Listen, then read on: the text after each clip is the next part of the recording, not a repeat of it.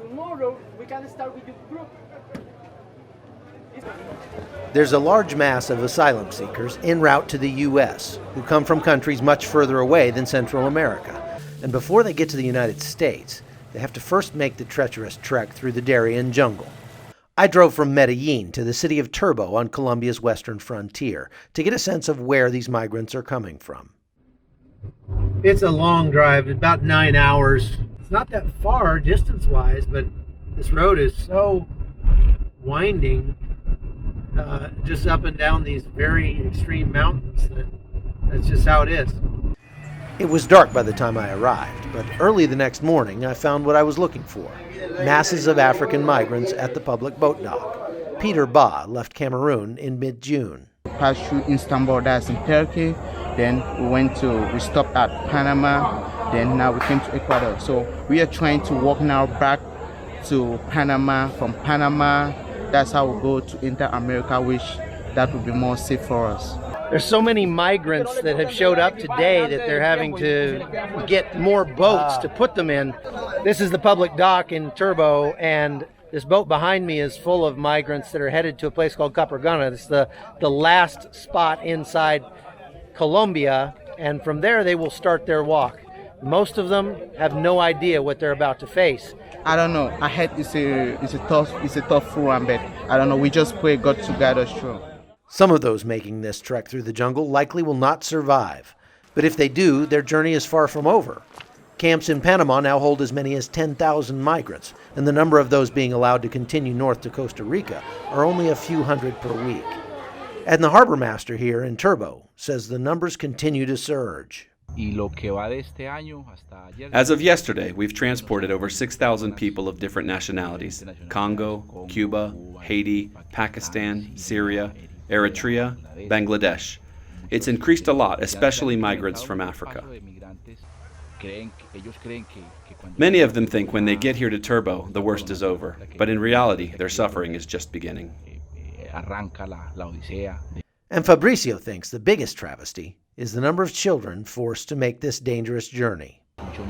But there are so many children. We've seen nearly 600 of them this year alone, many of them not even walking yet. It's really hard to watch because many of them just don't have any idea what they are about to face. Here on the Panama side of the Darien Gap, the Panamanian Border Police have picked up about 40 children in the last 12 months who've come walking out of this jungle all by themselves. Now, they didn't go in that way, but their parents died on the journey.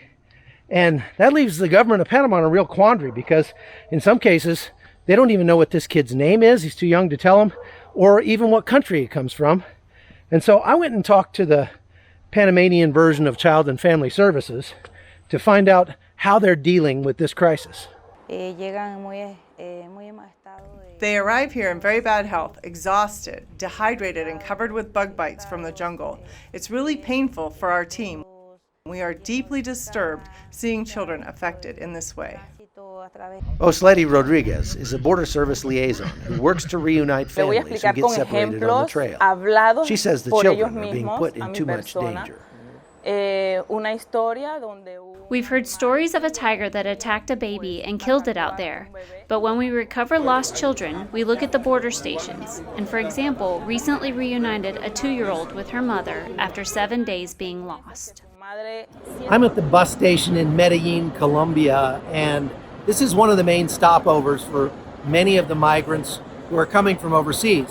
One of the questions I think people have is, how are they getting here and how are they paying for it?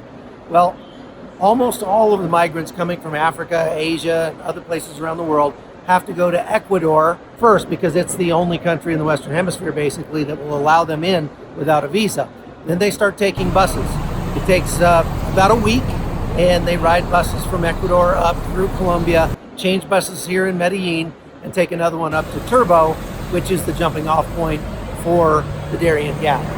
As to how they're paying for it, well, many of them that I'm talking to are telling me they get the money from their friends and family in the United States. So, all other things being equal, I think it's fair to say that these migrants might be desperate to get into the U.S., but they're certainly not destitute. Omar Cáceres is one of dozens of Cuban migrants preparing to cross the Darien Gap this morning. They warned me this trip is really tough, complicated, and dangerous. To tell you the truth, I'm not sure how I'll make it. But I trust my family in the States to support me and God to protect me. From Western Colombia, I'm Chuck Holton for CBN News.